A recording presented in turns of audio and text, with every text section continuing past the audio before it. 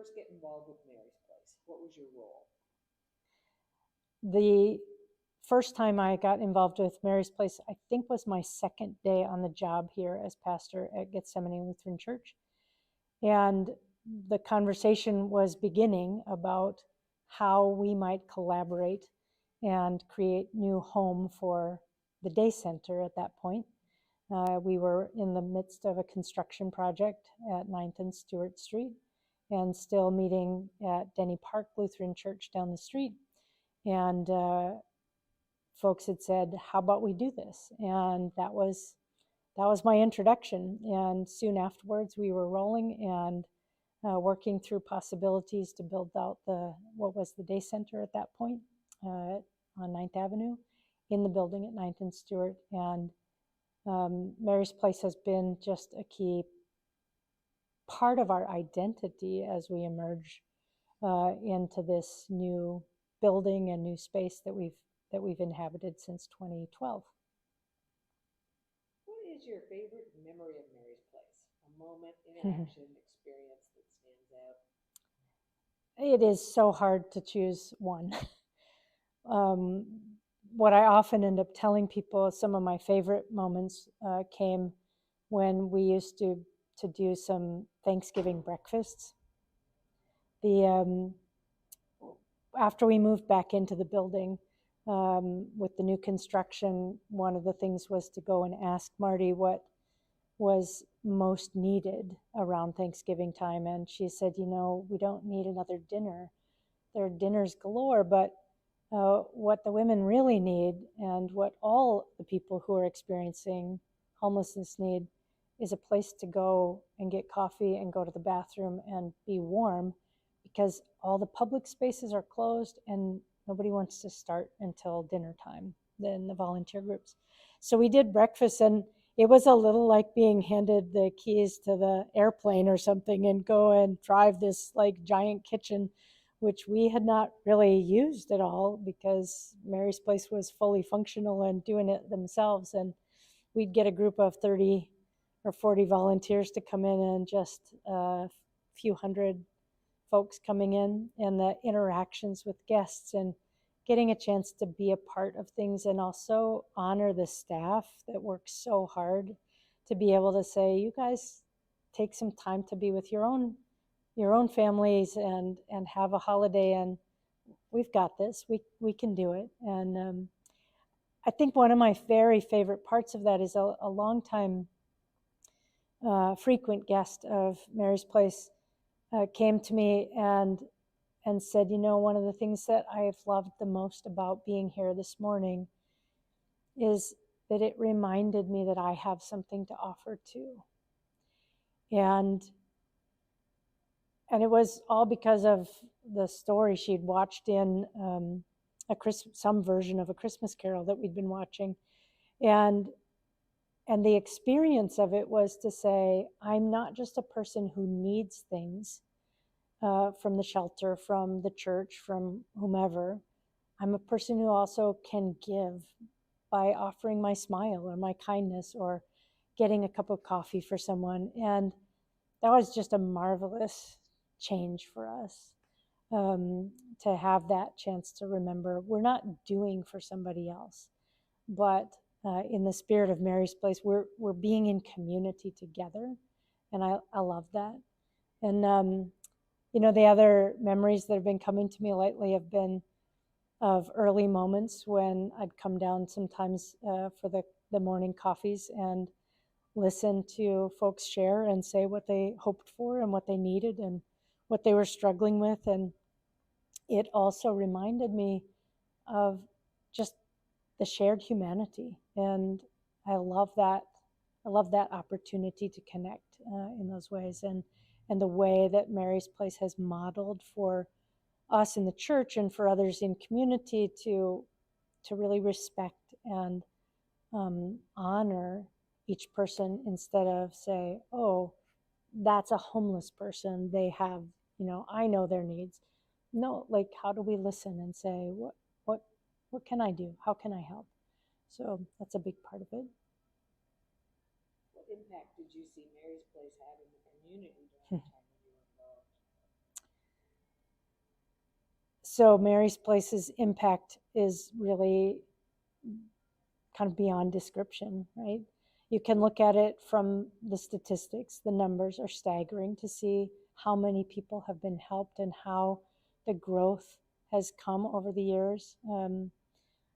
But more than anything for me, it's been watching how on two other extremes, on the extreme of how Mary's Place models a way of being in a community and in the city and connecting with partners.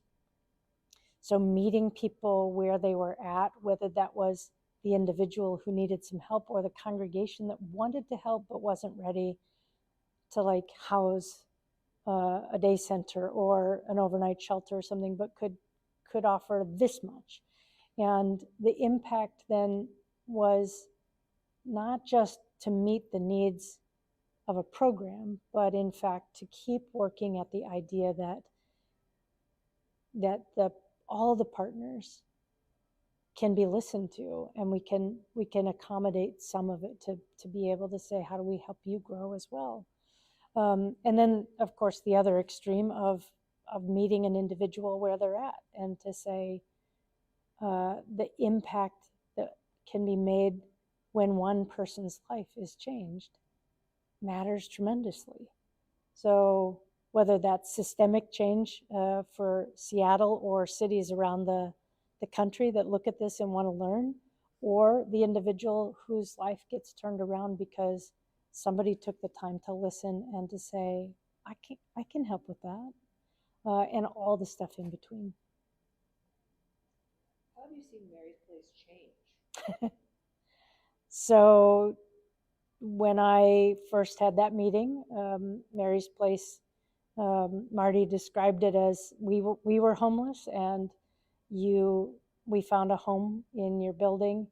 And so 12 years ago, in 2012, we were at the place of just moving in together and finding space. And it was one day center, 9 to 5 or 7 to 4 or whatever on the weekdays, and the Church of Mary Magdalene on the weekends. And now the impact, I mean, such a huge place, such extraordinary outreach to the communities and to folks who are in need, and the go-to place for those who want to make a difference. That's the easiest thing in the world, is people call up and say, where do I find help? Yes, I can do that. But even more often, I get phone calls from people saying, I'd like to get involved. I want to volunteer.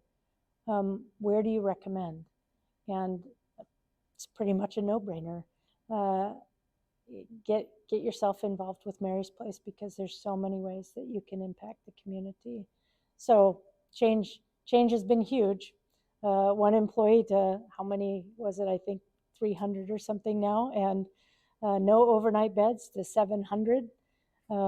That's an amazing change in a dozen years.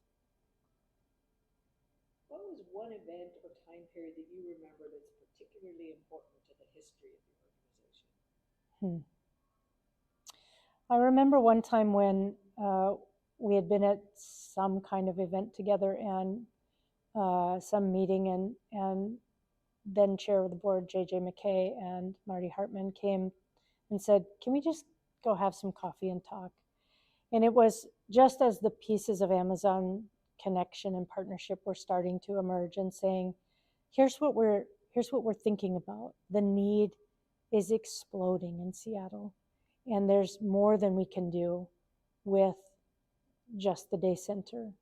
How do we imagine doing this, not together in the sense that the church had some say in the work that Mary's Place was doing, but how do we honor our relationships and move forward in ways that were going to be helpful and healthy for the long term? And I remember one time too, soon after the announcement was made about the regrade building, and I remember reading and thinking, well, are y'all moving out? Like, I was really sad, because I thought we're gonna not have this this relationship anymore. And I remember Marty just kind of laughing and saying, oh no, I would have told you if that was the plan.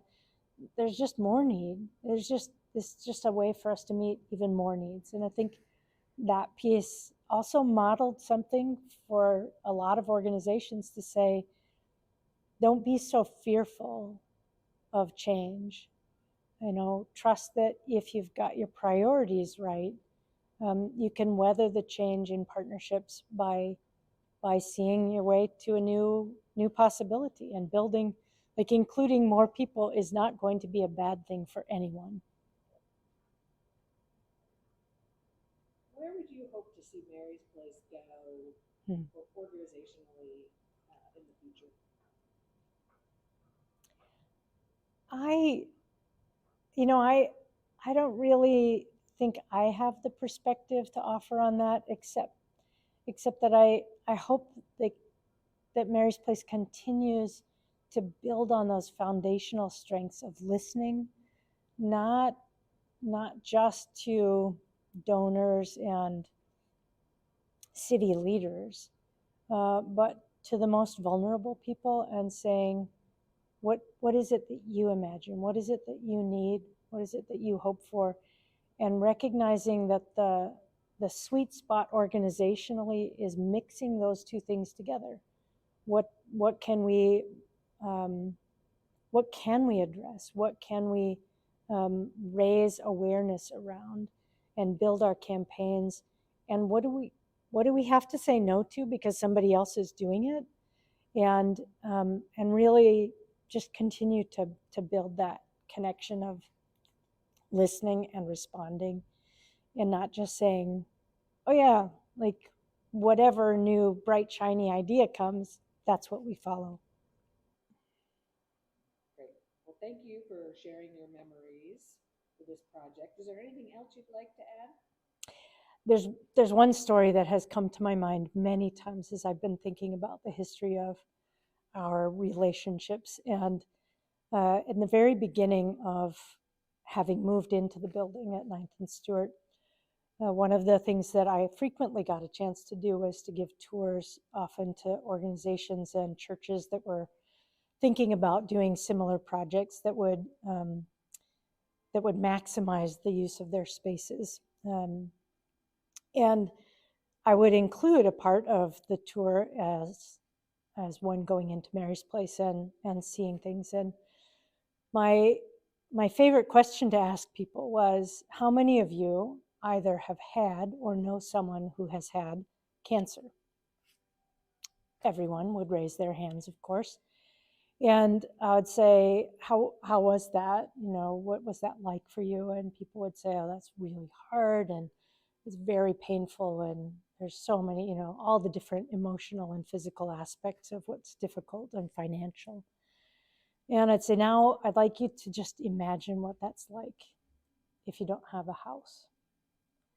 And always it was like a light would go off and people would be like, I never even thought about that, because my understanding of a person who is without housing isn't a full person.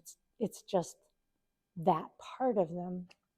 And I would take them to what was the respite room at that point, and it was so beautifully laid out and comfortable. And I'd say, this is the space that has been created for people who might be receiving chemotherapy and need a place to rest, because the rest of the day center is not a place where you'll see people lying down and napping and things. And it's an active space and encouraging.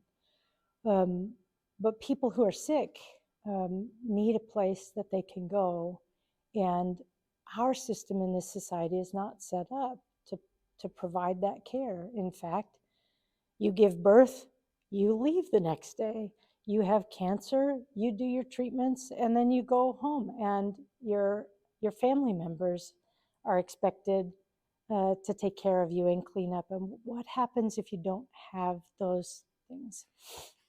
And it was always just a really remarkable moment. And one of the things that I treasure most. And I know that it's because of that same deep philosophy that says, listen to what people need and don't assume that you know all the needs, and keep working at addressing what you can.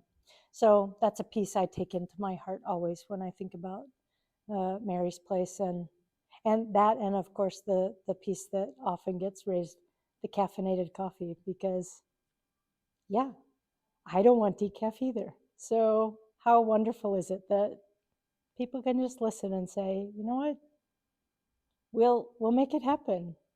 We'll make it happen. Thank you for all that you do.